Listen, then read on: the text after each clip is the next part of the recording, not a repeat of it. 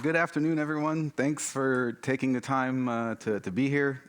Really appreciate it. It's very nice outside, so it's even nicer that you're here. Hopefully this talk is as exciting for you as it is for me. And thanks to the committee for giving us the time to talk, and we're really excited to kind of talk through our journey. Just a little bit of background about myself. I am at Booz Allen's DarkLabs, which is a R&D organization, so I get to do a lot of really fun stuff around research and development. So when new technologies come out, we get to try and play with them and see what we can do with it. And so a long line of various things within there, but the latest, of course, for the last several years, as you can imagine, has been AI, and then a focus this year where we picked up with Agentic AI. And so we put this talk together kind of early on in the process, and we've got a lot of hopefully usable information for everyone if you're interested in using AI to do malware analysis, or setting up an agentic workflow in your own organization. So hopefully that will be kind of the key takeaway. Agenda, we'll go through all this stuff, but where we picked up, just kind of a fun background, was we had created a system about a year, long time ago. You know, every good story starts at a point, but a long time ago, called 2024, which seems like it was like 30 years ago at this point. We started in the spring to create for a particular customer a way of doing living off the land detection using AI. So it was a lot of model training, a lot of that kind of really painstaking things that takes weeks and months, possibly even longer than that, to kind of refine what you're doing. Had a lot of great success with that. Right about the time where we had stopped doing that, we had an ask from our boss, typical boss fashion. He's like, "Hey, this was really cool that we could do detection engineering living off the land. Can you do malware reverse engineering and malware analysis with AI?" And I was like, "No, that's the stupidest question ever. Of course not. This is the most difficult thing to do in cyber. I'm a malware reverse engineer. If you are too, you get the joke." And so we said, "There's no way." And at the time, it wasn't a lie. Clearly, something happened, and we're here. Malware analysis in general is very difficult. It's very, just pick up one day and say, "Hey, I want to reverse engineer binaries. I want to take apart malware." There's just a mountain of things you have to learn when it comes to being able to do this. And so it's very difficult. It's very time consuming. Obviously, you can run things through sandboxes and all these really cool capabilities that are on the floor out there. But there's always going to be certain amounts of things that get around sandboxes. They have evasion techniques, and when you have to do a manual reverse engineering, as you are all probably well aware, it can take several weeks to several months.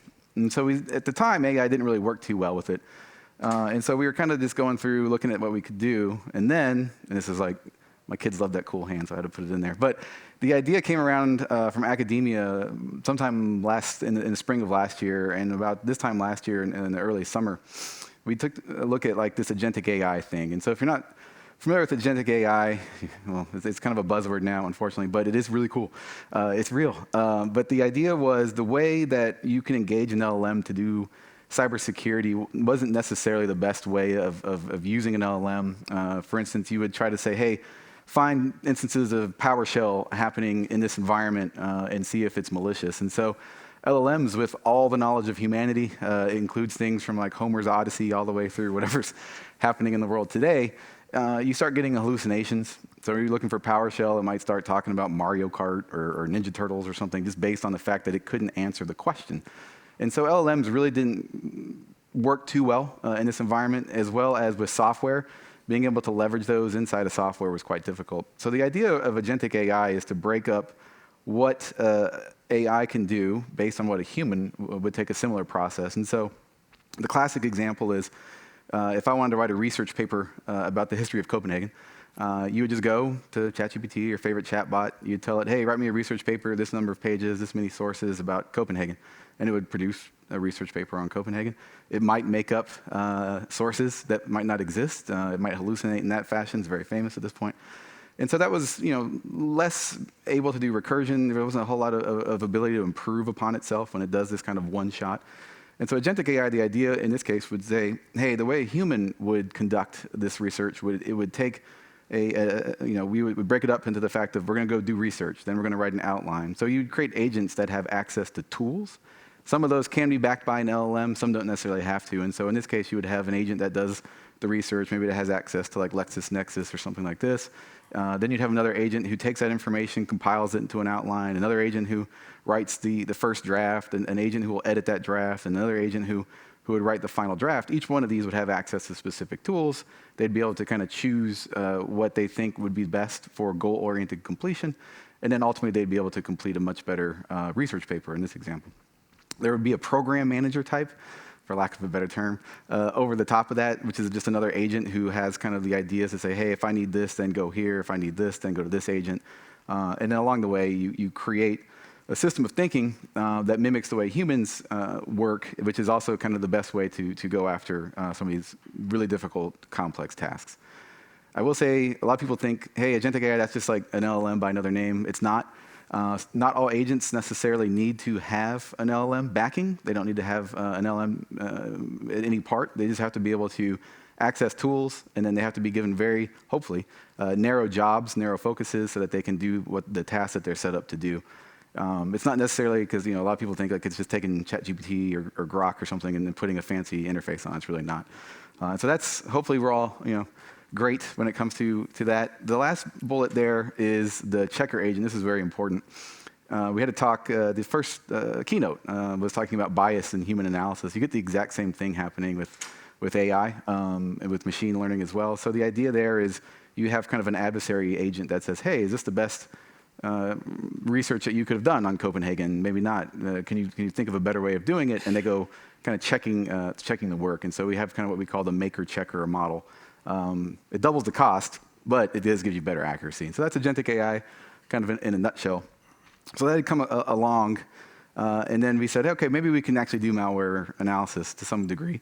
Maybe not full reverse engineering, maybe we could, using this sort of architecture within AI. And so what we started with was really kind of the keys for what we found. And again, we started this early last year, like literally about this time. There wasn't a whole lot of frameworks. There wasn't a lot of money being thrown at it. It was just kind of this weird whisper. And so I started this process. I had long flowing hair, and now I don't anymore. It's all gone. But it was a lot of fun.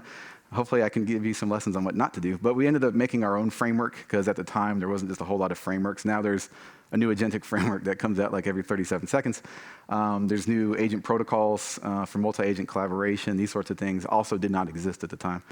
So we painstakingly and lovingly built our own. But what we found in there was, again, like the keys that you need to have kind of within there is scope. So the narrower the task that the agent does, the more kind of granular it can do its job, the better that it can get the results. You always want to have a very narrow scope for those agents. You want to be able to access the tools that it needs to be done. But the idea there is that you have to have kind of that limited scope. What that means is you'll just chain a lot of different agents together. The planning phase, the key there is that program manager. It has to be able to make decisions based on what needs to get done. So like in the malware analysis example, you would drop it into, and I'll show you what it looks like in a minute, into a dynamic environment. If it gets the IOCs out, great. Does it get function level analysis?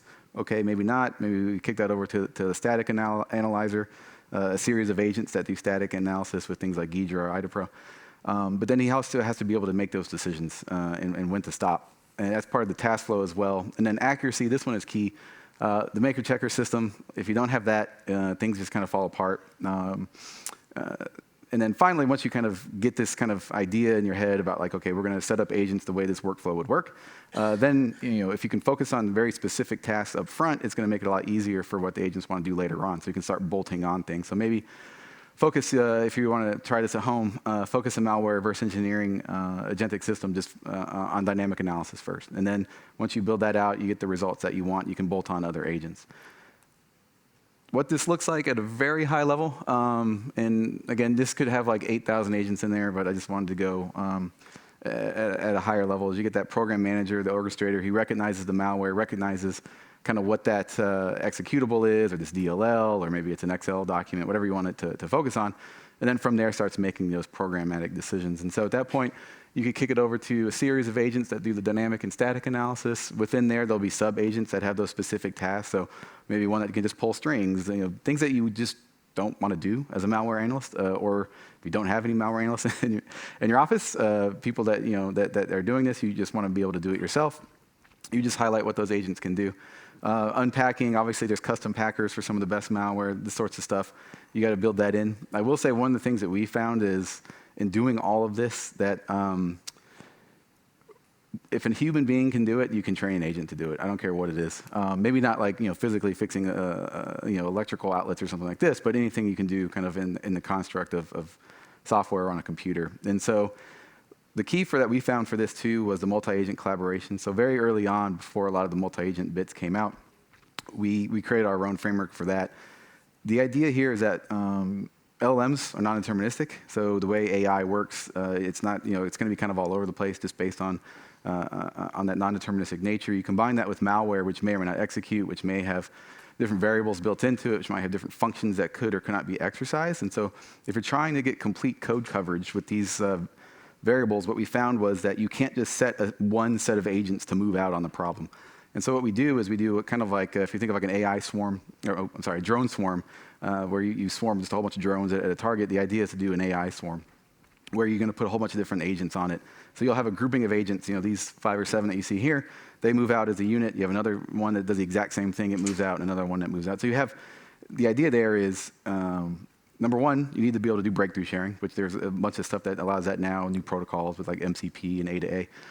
But the beauty of that is once one makes a discovery, it can say, hey, I found the crypt key, and it can let everybody else know, okay, here's the crypt key. And then now everyone, all the agents at that point know exactly what they're looking for. They've got that knowledge that's shared between these units as they move out. Then the next set of agents says, hey, cool, I found the function call that's going to do the networking. And at that point, that shares that out. So now we know what it's going to look like. Now we know what the comms are going to look like. We know how, maybe the crypto that's used for it. Then you can start making decisions on how to best get code coverage with things like interacting with the malware. If you want to create like a C2 creating an agent that can give you the code coverage. So you can do all that kind of fun stuff. So that was one of the keys that we learned really early on, is to just move these things out as like squads that can talk to each other across. The other key component too is how much memory. I would say that you want a stateful agent. What we've been able to do with that is everything that gets done, every function that gets analyzed at the function level for all these different pieces of malware, we throw that into a database. We do that because it saves a whole lot of time. You're not reversing the same function over and over again. But then also you can start doing like function level comparisons kind of on the back end, which is a whole other topic. But at that point you can do, hey, this malware has this particular function that we found, and where else did we find that? So it's pretty cool. So being able to do all that kind of stuff is also one of the things you have to do really early on. So the other bit was APIs are awesome. So you probably, if you're here, your agency, your company has a whole bunch of different software that you've purchased for security in the realm of cyber. So you want to make sure that you can integrate with that. If you wanted to, you could stand up some of this as an API that calls into an agent. The agent leverages that as a tool.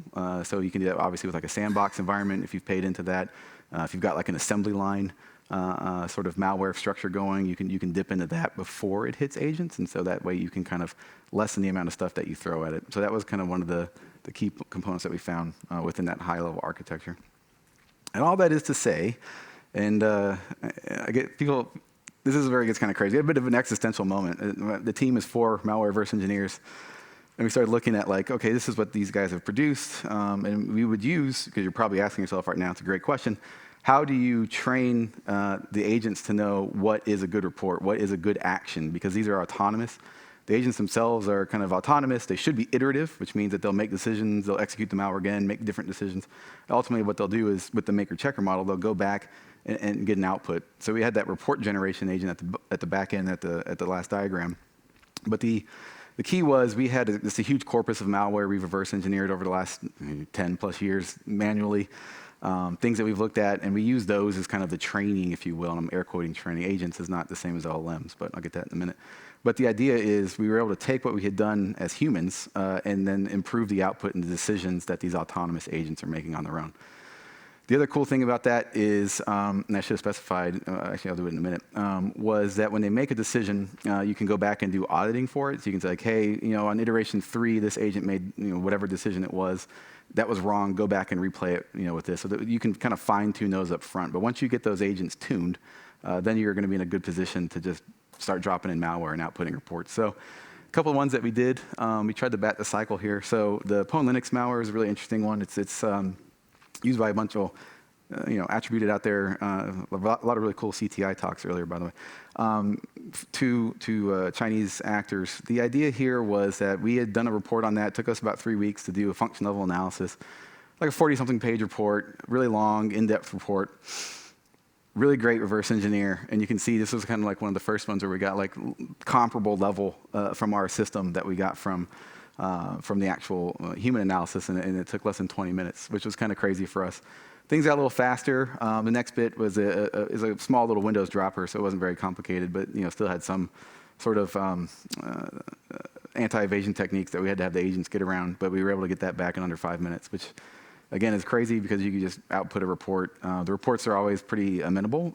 That's where you might want to use some sort of ragging technique if you're familiar with that in AI. The idea is you can do retrieval of information. You can compare that AI, like your threat intelligence in this case, to say, hey, do we have information on this already? That would then kind of enrich your report.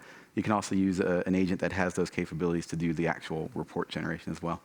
This last one I'll come back to was pretty interesting because it was one that somebody just said, hey, can you look at this? It's a piece of Linux binary that we looked at. And this one was interesting because it didn't call out, right? It just would install, and then it would wait for a magic string ICMP packet that was particularly crafted in a certain way. And underneath that would be, I think, layers of AES or something. But the cool part was the system found that what the magic string was, and then actually reconstructed the ICMP packet based on the function analysis, and then outputted like, hey, here's what the ICMP packet would look like, which then becomes an easy signature to deploy, and took that, like, again, less than 5 minutes, which is pretty awesome. All of this is to say, existential moment, did we just like automate ourselves out of a job? The answer is no. AI is not replacing anyone.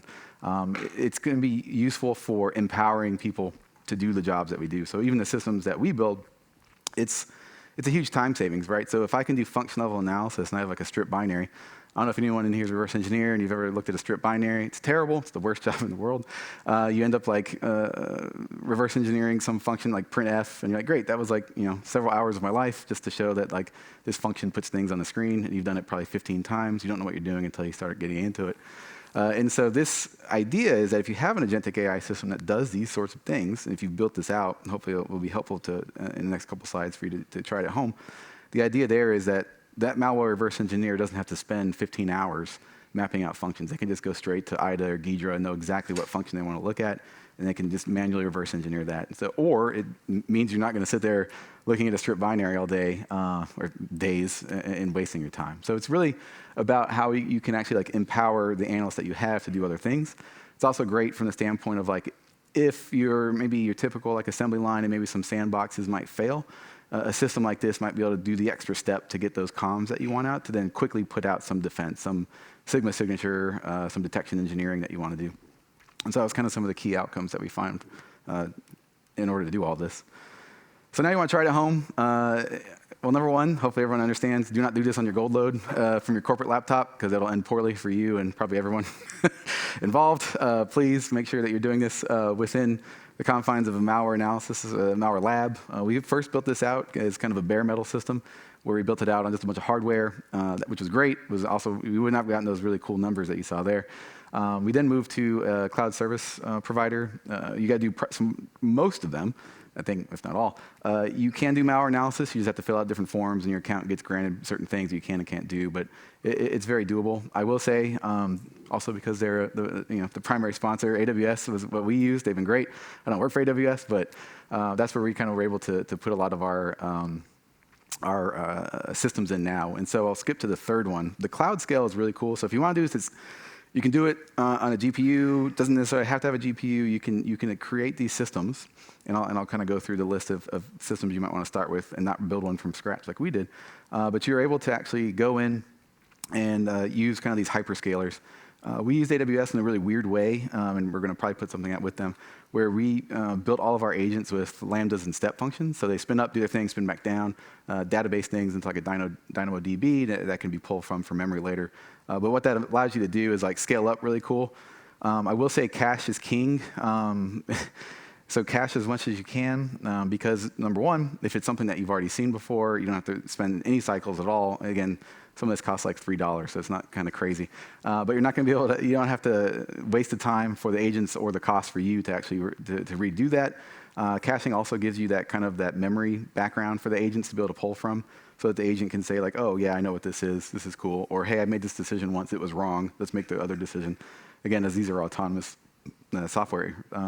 Training agents, again, that's like, Yeah, that one, training is in air quotes. The training in this case, these are pieces of software. And as software, they're going to get certain amounts of kind of like if-then functionality that's based on what they can and can't do. They can be trained up in the form that you can go back in and do some sort of recursion with them. You can get them to do other things that they might have done separately. The cool part about this is like you can create an agent in, like, I'm not even kidding, like minutes now with some of the frameworks that are out there. And at that point, you can fine tune those in a matter of minutes to hours based on a very narrow function that it's doing, which is crazy because in LLM tuning, you're talking, again, months, maybe years. And it's just like, it's a crazy amount of what you can do there. The other cool part about all of this is when you use agents in these very specific things, then you're able to actually just, the LLMs don't matter. They're all great. LLMs in general, as they get better and they have like, oh, instead of 6 fingers on the video, the guy now has 5, which is cool. But like, we see no difference in the actual output we get from a malware analysis standpoint, from Claude 3.5 to Claude 4.0. Claude just costs $4 more, or 10x more for Claude 4 than 3.5. So the LLMs themselves, as they improve and do really cool stuff in the real world, might not necessarily impact. You might not necessarily even need to do it. Last but not least, context window. You've got to be able to give the agents, these things are like little terminators. They'll keep going until they stop and until they find out what their answer is. And so there's 2 ways of getting around that. Number one, you can say like, hey, no answer after a certain number of iterations is an answer, and just report back that you could not get the crypt key for the malware. That's fine. The other thing you want to do is limit the number of iterations. And so as these things are autonomous and iterative, you don't want it basically sitting there all night long as you go to bed and it's like your AWS bill or your Azure bill at this point is like $10 million when you wake up. So make sure you put some limiting factors on those. Context window stuff is a bit of a limiter. It is what it is, just based on models and tokens in, tokens out. So you just have to, again, the more narrow the scope, the agent's task, if they're using an LLM backing, the easier it will be for that particular piece. So hopefully that was helpful. Now, again, we started off with this, and it was just like, okay, this is cool. We built a thing. Don't do that. Every 5 seconds, I swear, there's like a new free, I'm saying in quotes there, framework. Protocols are free, but all these things are coming out constantly. For a while there, we were being tasked to like future-proof everything to make sure you're good enough. And it was like, okay, great, which then means we're on Reddit like 24/7 looking at all these things that are coming out there. You've got cloud service providers putting out theirs, you've got the hardware providers putting out their frameworks, you've got all these open source projects, and it was just like this crazy amount still going on. And so each one of those we had to kind of look at just to make sure, like, okay, should we use this, should we not?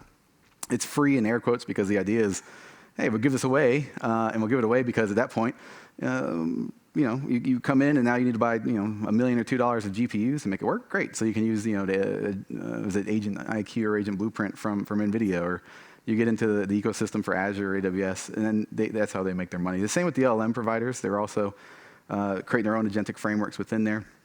Like Bedrock, for instance, will be one that you can use on AWS side.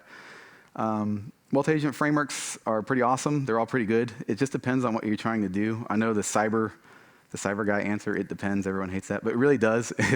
If you need code execution, AutoGen's pretty good, but AutoGen in and of itself is more for like kind of that chatbot creation on the far end. Lane Graph is great for multi-agent collaboration, but you need observability in the actual agents that you create so you know what it's doing. That's where Lang Fuse comes in. That's also quite helpful.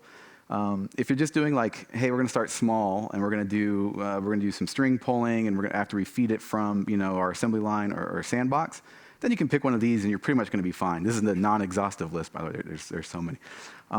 If you want to get the whole crazy system, I was asked yesterday, actually this morning too, if you started over today, which one would you use? And if you wanted an end-to-end system that does the static, dynamic, function level analysis, you really can't use any of them. You still have to do some custom sauce just based on kind of the way that they work. So that's where again, scoping it narrowly is going to be pretty good.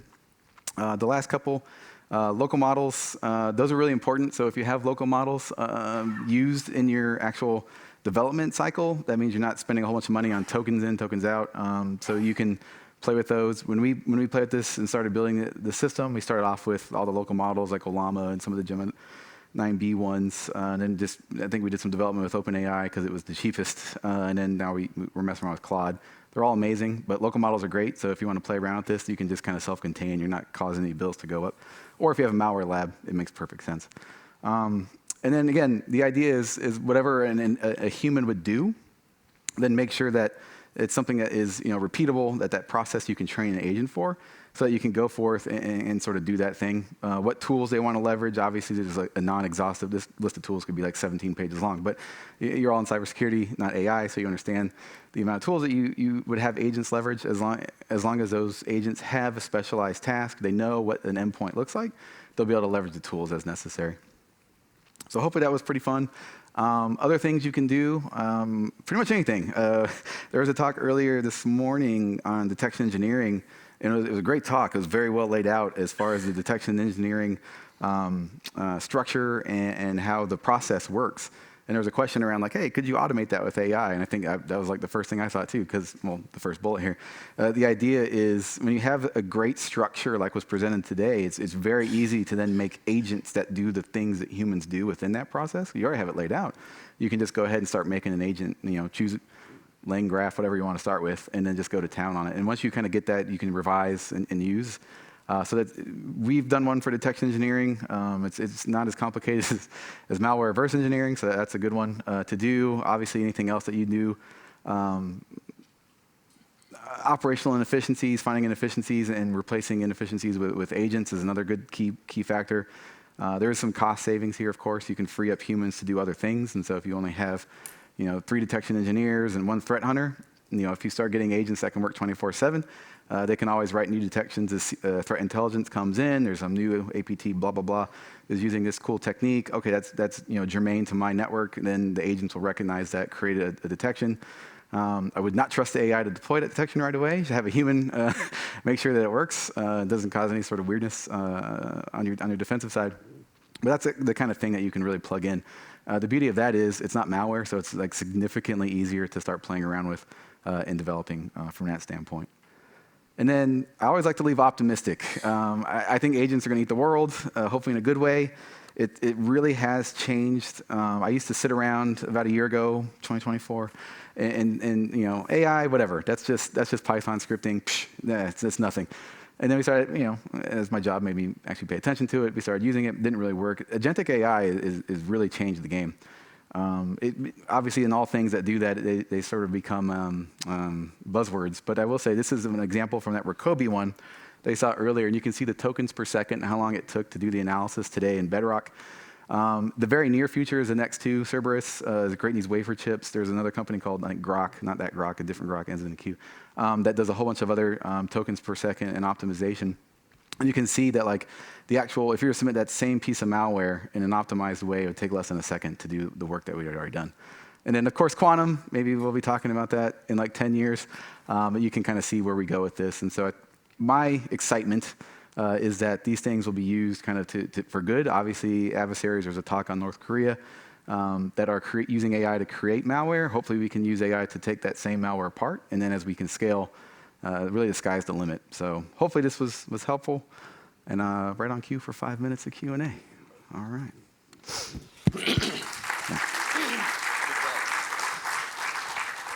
So any question? Here we have one. Hi, thank you. Thank you for the presentation. The question is, we also tried to do something similar, but we had the problem with bias. So almost any binary or executable which you nowadays have, legitimate ones, they have, let's say, unpacking, encryption. They also download some extra stuff and installs.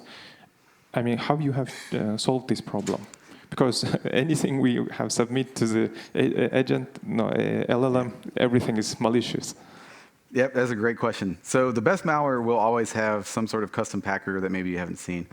The answer there would be, typically, again, if a human could do it, then you can train an agent to do that. And so what we did on our side, and it wasn't in the slides because I don't want to get too far into it, but I will because it's a great question, we have our custom unpacking agent. So what that'll do is it'll have all the different unpackers that we've seen, and it'll have it kind of built into it. It'll also, because it's stateful and you can see where things failed, the other cool part is with the system, you can say, hey, it didn't work because of this, and that might get to a function.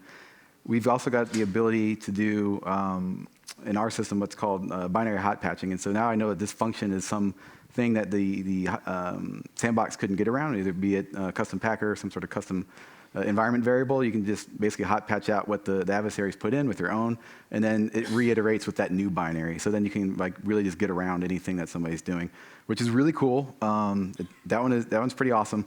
We also log whenever those decisions get made, because then you can go in and say, hey, you know, this binary that was analyzed had these changes built into it because of these reasons. But ultimately, you get to the same answer. So that was kind of one of the first things that we found the exact same situation. It was quite difficult, but that's kind of what we built into that. The second question you asked around callouts.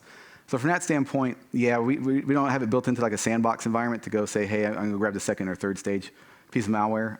The idea there is, okay, we know where it's going to call out to. If somebody wanted to go grab it, they could. If it needed a variable, they could plug that in from that analysis standpoint. But it would be highlighted that, hey, this is the first stage. And if you want to go grab the second, or alternatively, if you had both, then you submit both at the same time, then it would be able to kind of work through the first stage and then to the second stage. Hopefully that helps. Hi, thank you for the presentation. I was wondering, how do you avoid hallucination? Do you use agents as well for that? I'm sorry, for what part? Hallucinations of LLMs? Hallucination. What is it? Hallucination. Oh, hallucinations, sorry. Hallucinations, yeah, so the idea there is the more specific the agent has a task, the less likely there is to be any hallucinations. Again, not all agents are going to have an LLM kind of backing to it. Some are going to be pure, under the hood it's probably going to end up just being Python.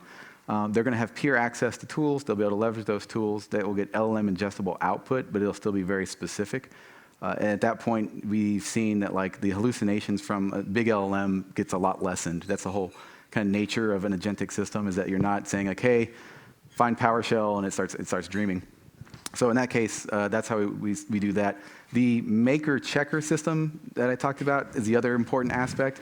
So what that means is you can have the exact same agent, and all you would have to do at that point is something easy like giving a different LLM to back it up. Then you'll get a different answer. They talk it out, figure out who wins, and then the idea is like you're never going to be 100%, but it's still pretty good. And it kind of removes that, both the hallucination side as well as any sort of biases that have been put in for the backing. It's about as good as you can get. Thank you.